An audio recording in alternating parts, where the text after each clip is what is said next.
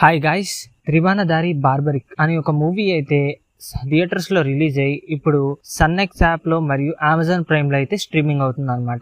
ఇక మూవీ విషయానికి వచ్చే ముందల ఫస్ట్ డైరెక్టర్ గారు ఈ మూవీ గురించి చాలానే ఫీల్ అయ్యారు. సో థియేటర్స్ లో రిలీజ్ అయిన టైంలో వీడియో కూడా కొద్దిగా వైరల్ అయింది అనమాట. ఇక మూవీ విషయానికి వచ్చేస్తే మూవీ అయితే పర్లేదు గైస్, బాగానే అనిపించింది నాకైతే. సో డైరెక్టర్ గారి థింకింగ్ కొద్దిగా క్రియేటివ్ గా ఆలోచించి అండ్ మైథాలజీతో పాటు సత్యరాజ్ గారి యాక్టింగ్, దాంతో పాటు వశిష్ఠ గారి యాక్టింగ్, సో రెండు ఆ స్క్రిప్ట్ తగ్గట్టు ఒక మంచి కొత్తగానే ప్లాన్ చేశారు. కానీ ఎక్కడో కొద్దిగా అయితే దెబ్బ తినింది. సో సెకండ్ హాఫ్ లో కొద్దిగా క్లమ్జీగా అనిపించడం వల్ల అండ్ దాంతో పాటు కొన్ని రొటీన్ పోర్షన్స్ తో పాటు ఆయన క్రియేటివిటీ థింకింగ్ దాని వల్ల కొద్దిగా ఎక్కడో ఎఫెక్ట్ అయిందిలే. కానీ అదర్వైజ్ మూవీ మొత్తం కూడా పర్లేదు, బాగానే అనిపించింది. సో మైథాలజీని హెవీగా పెట్టి మొత్తానికి డామినేట్ చేస్తారు అనుకున్నాను. సో అక్కడక్కడ పెట్టడం వల్ల కొద్దిగా పర్లేదు అనమాట మూవీ మొత్తం కూడా.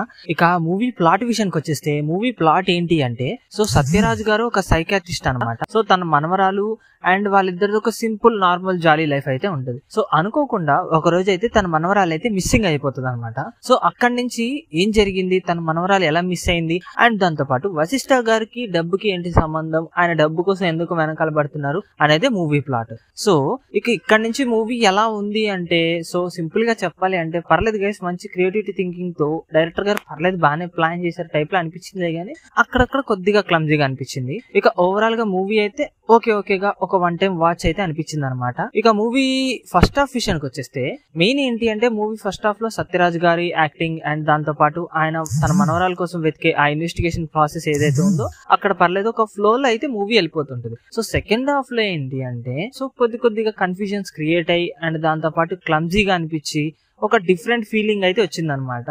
అండ్ దాంతో పాటు ఇక క్లైమాక్స్ విషయానికి వచ్చేస్తే క్లైమాక్స్ కూడా అంత ఏం లేదు. సో ఇక మూవీ గురించి మాట్లాడుకోవాలి అంటే ఉదయ్ భాన్ గారి క్యారెక్టర్ కూడా ఓకేగా అన్నట్టు అయితే ఉంది. సో చాలా రోజుల తర్వాత కూడా ఒక హైప్ అయితే ఎక్స్పెక్ట్ చేశాను క్యారెక్టర్ ఉదయ్ భాన్ గారిది. సో అంత అయితే ఏం లేదు, పర్లేదు, ఒక మరీ అంత కాకుండా అయితే ఓకే అన్నట్టు అయితే ఉంది.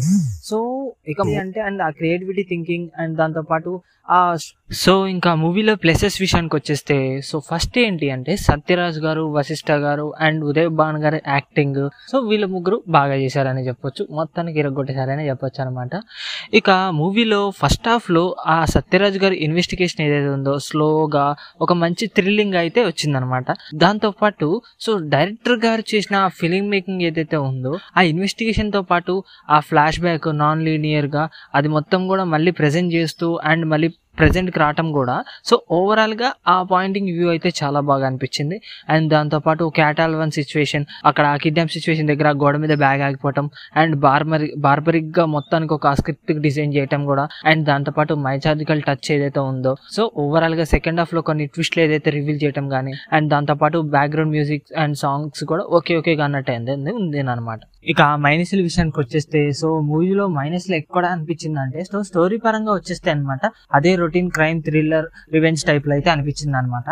దాంతో పాటు ఫస్ట్ హాఫ్ విషయానికి వచ్చేస్తే, సో పాస్ట్ లోకి వెళ్ళేటప్పుడు ఆ స్టోరీ మేకింగ్ ఏదైతే ఉందో అక్కడ కొద్దిగా దెబ్బ పడినట్టు అయితే అనిపించింది.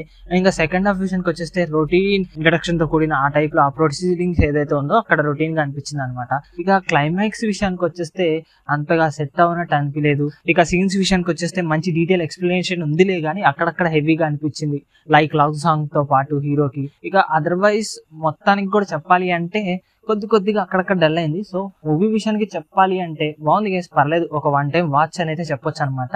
నేను దీనికి రేటింగ్ వచ్చేసి 5 అయితే 2.6 అయితే ఇస్తున్నాను గైస్.